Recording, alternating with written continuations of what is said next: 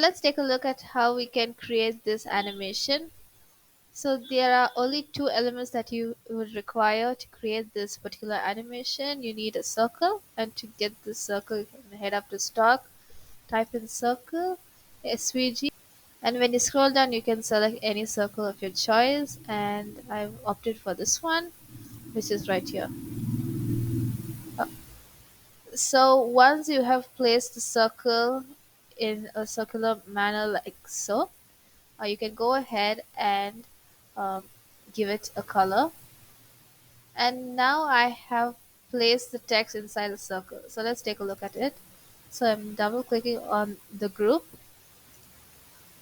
and let's check this shape, that is the circle. So the shape is highlighted. So for the color, I have given it a gradient color where there's a darker color and a lighter color towards the middle, which is quite simple. And as for the text, it's aligned right in the middle of the circle.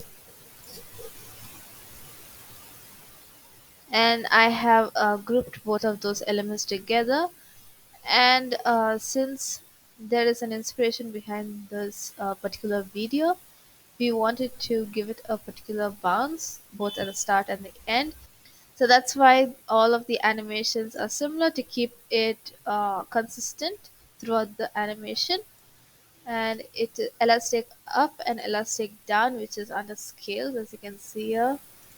Elastic down, and you get a little preview, same as elastic up.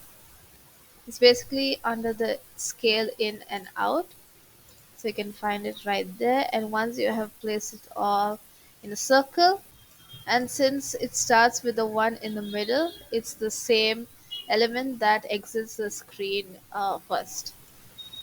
So that's why this particular pattern, which is in the form of a stairs, as you can see here.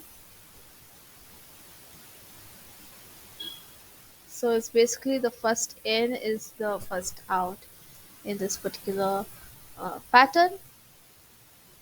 So it's a very easy animation.